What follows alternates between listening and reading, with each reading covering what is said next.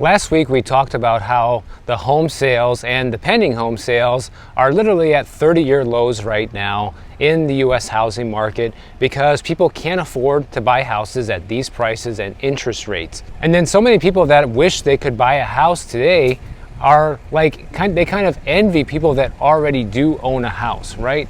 But I want to maybe put some of that envy to rest here with some of this data, because according to the most recent data from ATTOM, they're the ones who track the foreclosure data and all other sorts of housing market data.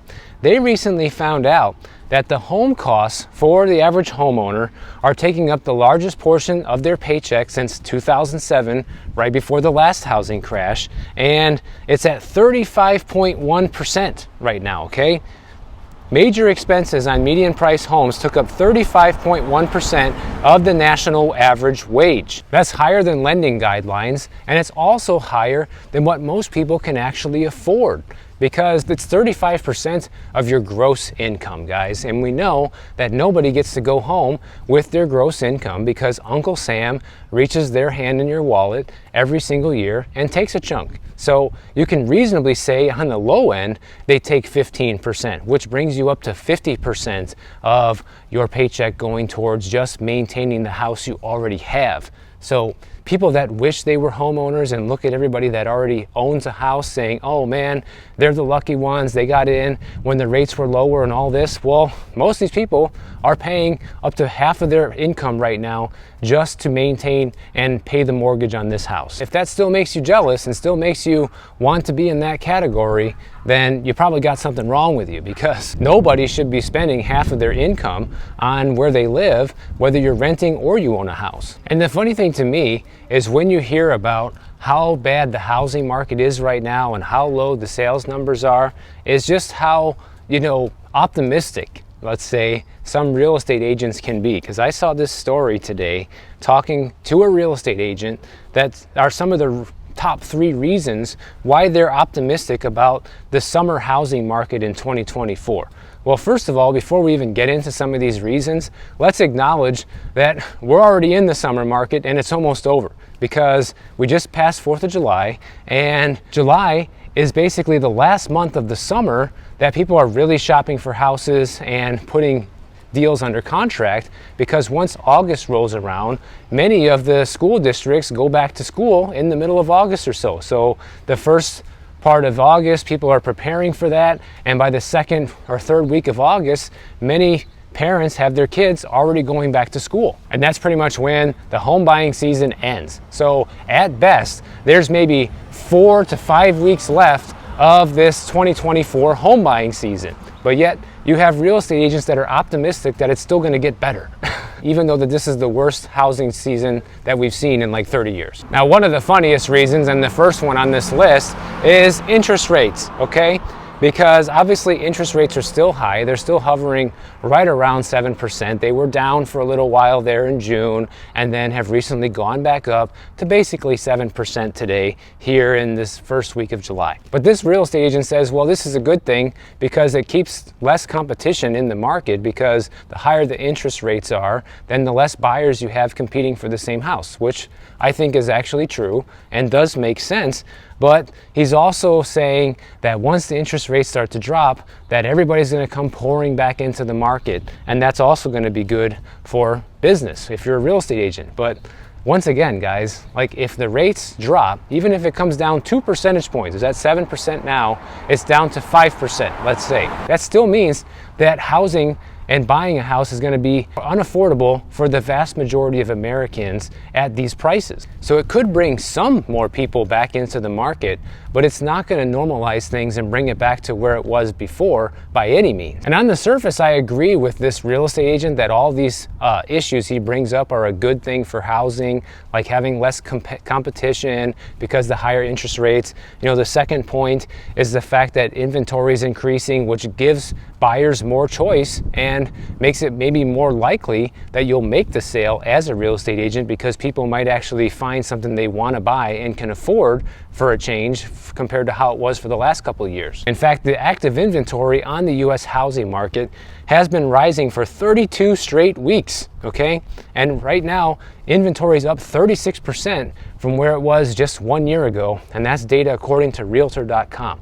So things are heading back in the right direction for real estate right now in terms of inventory, in terms of what's happening with a lot of markets and pricing. And so far, it's showing no signs of slowing down. The inventory is just continuing to go up because the buyers aren't there to absorb it. But the other thing that this can do to buyers, if they're seeing more and more houses come up for sale where they live, it might give them the idea like, well, maybe we can just keep waiting. What else is going to come up? People also have the same mentality. Once prices start to fall, the first thing that people think is, well, how much further can it fall? Maybe I'll hold off on buying this year. Let's see what happens next year, right? They kind of just wait, and then they wait and wait and wait a little too long until prices start going back up, and sometimes actually get a worse deal than they would have if they would have just moved on it when the prices were lower. But I think a lot of people are going to make that mistake when it comes to inventory as well. Like, okay, if you're looking for something today and you find the perfect house, why wait to try to find the second perfect house? It doesn't really make any sense. Here we have a house for sale for $3.8 million, and they've already cut the price on this house by 200 grand, and they listed it back in the middle of May. So much for the home selling season. It's basically over, and I think their likelihood of selling this house this summer is almost nil. But anyways, their property tax bill is still very low for such an expensive house at only $7,400 a year, and that's because of California Prop 13, which keeps your property tax bill low. But everybody thinks that it keeps it low forever, which is not true, because when someone buys this house for $3.8 million, if anyone's actually dumb enough to do that, then guess what? Your property tax bill is going to go from $7,400 a year to about 60 grand a year. And on top of that, you're stuck with this house that has a 54% chance of flood risk in the next 30 years, according to Redfin. So have fun with that. It's basically like buying a house in Miami. Now, another thing that this agent says that is helping the summer market is the fact that sellers are overconfident in how much they're asking when they list their homes. And when we look at Redfin data, about 19% of homes on the market had price drops as of May of 2024, which means that people in general are just listing way too high and are overconfident. And when this happens, homes sit on the market longer and give buyers potentially more leverage than they would otherwise have, because people start getting suspicious of houses that are sitting on the market for too long, and then they want an even bigger discount. Now, I can understand why this real estate agent thinks that these are all positive things for the market. And let's face it, it probably puts him in a better situation than he was in a couple of years ago, which is why he's optimistic about it. But when you kind of take a step back and you look at the bigger picture of the housing market and realize that the spring and summer selling season is basically over and things are the worst that it's basically ever been. Most people can't afford to buy a house. And on top of that, you have the new NAR rules, knocking at your doorstep. It doesn't bode well for the future of where your commissions might go as a real estate agent. Just like we talked about in yesterday's video, real estate commissions are down like 12%.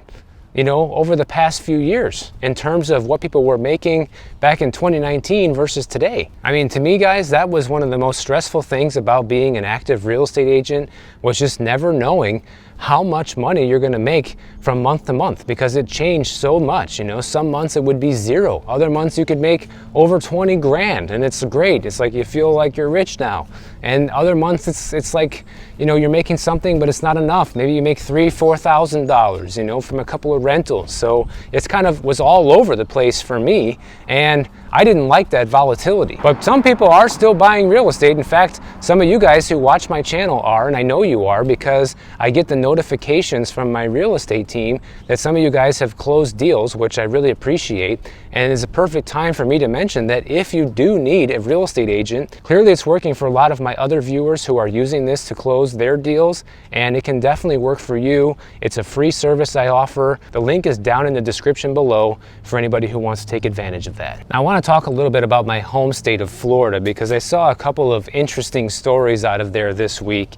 And the first one is that when it comes to minimum wage workers in Florida, People there need to work 100 hours per week just to be able to afford life in Florida now, which is kind of insane. And we know that people don't actually work 100 hours a week most of the time. What they do is they'll live with roommates, you'll live with family. You know, you're gonna have 3, 4, 5, 6, 7, 8 people to a household to be able to afford the bills if you're low income. So this data is according to the National Low Income Housing Coalition. They found out that the Sunshine State is among the top 10 states that require a higher hourly wage to afford housing. Well, I would say that's probably true everywhere, but the thing is, Florida is in the top 10. And what this also tells you is that Florida is no longer the cheap retirement destination that it used to be, guys. I've talked about this numerous times in previous videos, talking about how far out of control things have gotten in Florida with the cost of living there. And these stories just back up my claims. Now, according to this data, the fair market rent for a 2-bedroom is $1,833 a month, and a renter would need to make about $36 an hour to afford that. And a 1-bedroom is $1,525 a month there, and you would need to make about $30 an hour to afford that. But right now you have minimum wage in the state of Florida at $12 an hour, guys. So it is literally less than half of what people need to be able to afford just an average 1-bedroom apartment right now. And it's even less than that if you want to be in a 2-bedroom. I mean, where I live in Florida, I have seen it go from, you know, reasonably affordable if you want to live in like a nice little beach apartment to completely unaffordable in the span of the 16 years that I've lived there. I've covered stories of how many people are actually leaving Florida now, especially people who are born and raised there, for cheaper states because it is just too expensive. And it's really sad what's happening. And one of the things that has been contributing the most to the higher cost of living in Florida is not just the higher cost of housing, but also the higher cost of maintaining and paying for the house, just like we started off talking about in this video, okay? Because insurance has gotten so out of control and so expensive in Florida that most people just can't afford to pay those premiums anymore, and they're either going without paying them or they're selling their house and moving on. That's why you're seeing this massive glut of inventory in the Southwest Florida housing market, really statewide now for the most part, because people can't afford those premiums. So they have no choice but to unload these houses. But the problem is, who's going to come in and pay those crazy prices when you also have to pay crazy high insurance? People are going to want a massive discount, and I think that they will get it. But I saw some surprisingly good news this week about what's going to happen with insurance in Florida, because there was actually a few insurance companies that applied to lower their insurance rates for a change, which I know sounds like a complete shocker, but don't get too excited until we get into this, because according to the Office of Insurance Regulation, you have 3 companies that applied to lower their insurance premiums for next year. You have American National Property and Casualty Insurance. They're decreasing their rates by 3.3%. Safe Harbor Insurance is decreasing by 1.5%, while they filed for an additional 11.5% decrease. That would be a 13% drop, which is actually pretty significant. And then Florida Peninsula will also see a 2% rate decrease. Then there was also a handful or a dozen companies or so that didn't apply for any rate increases, which is better than rates going up. So it seems like, so far, seems like being the key phrase here, that the insurance situation is finally starting to stabilize in Florida. In fact, as of one of the most recent board meetings at my condo, they talked about how our insurance rates are going to stay the same again for 2025 for our policy renewal, because I think our policy renewal is up maybe sometime here in July. And so we got a huge increase in 2022.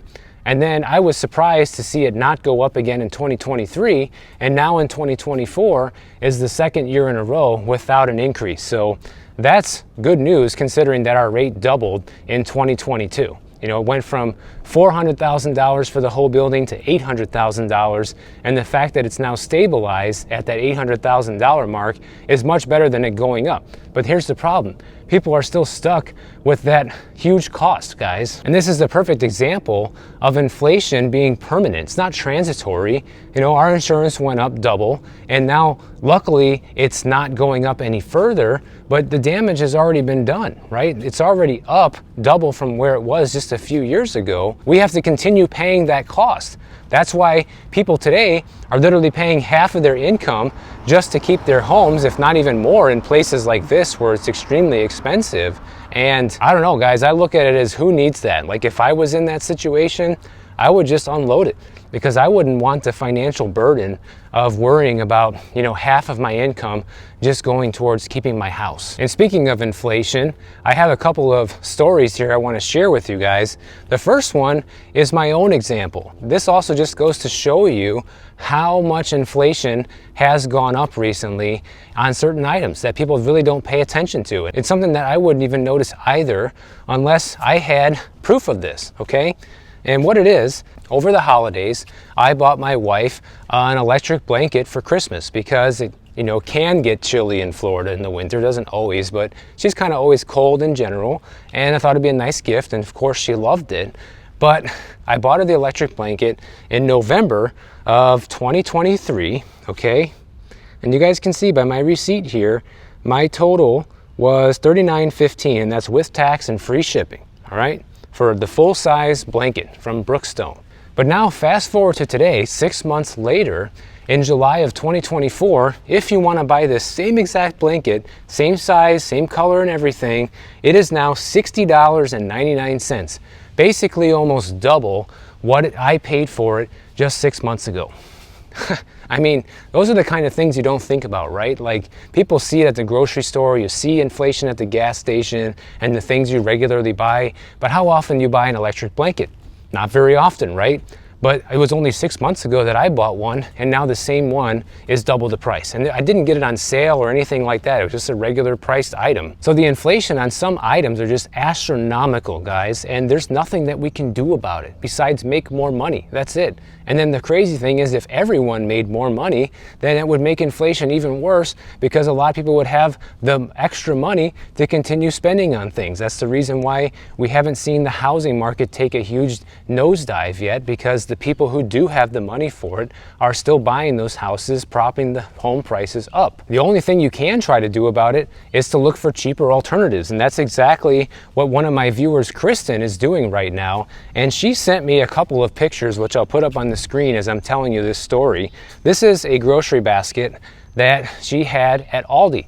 And she used to be a Whole Foods shopper, and now she's been going to Aldi, and she's kind of amazed that she's been able to get all of the items that she could get, especially with the high quality, like the pasture-raised eggs in there. She has a lot of organic items as well. You know, that stuff is very expensive at Whole Foods, and she said this entire basket of groceries was $90, and she sent me the proof to back it up, because here's her receipt. In fact, it was a slightly under $90 at $88.17. And she said that when she would buy this same basket of food at Whole Foods, it would easily be around $200. And I can attest to that, because I buy a few things at Whole Foods, not much, just a few things that you can't really find at other stores, but we're talking a handful of items. But this is what people are doing right now to save money. And I was actually so happy to hear from her and see that someone is actually doing this. This is just a simple everyday life hack that people can do, which you're still buying the same groceries, you're just changing the store and getting it somewhere else, and you're getting it for literally half the price. And at times like now, when inflation is crushing everyone's budget, I think this is a massive win right now. So I really appreciate Kristen sharing this with me, and shout out to you and your husband for being big fans of my channel. It's much appreciated. And if you can just do things like this, guys, and just be a little bit smarter and save money in different areas of your life, with insurance, with maybe your health care, with maybe your grocery bill, a little can add up to a lot. And I think at times like now, that's probably more important than ever. You know, my personal life hack with this is I just don't take on debt, guys. Like, I don't buy things I can't afford. That's why I'm able to spend summer in California, because I don't buy anything. You know, when I'm at home, I pay my bills, and that's about it. You know, I don't go out and, finance big ticket items and, have all this debt that I have to worry about paying for. So I'm able to save a lot of my money. Not only does that give me peace of mind, but it gives me the freedom to do things like this and spend the summer away from Miami and escape the heat. And I think everyone can do their own little version of this, whatever your goals are for your finances, if you can just get serious with your budget and start cutting down on expenses you just don't need right now, and simultaneously trying to find ways to increase your income. And especially not buying houses that are going to cost you more than half of your income to keep. That's a pretty bad move right now. So if you enjoyed this video, make sure you subscribe to the channel. And if you don't want to wait for my next video to come out, check out this one on the screen right over here, and I'll see you in the next one.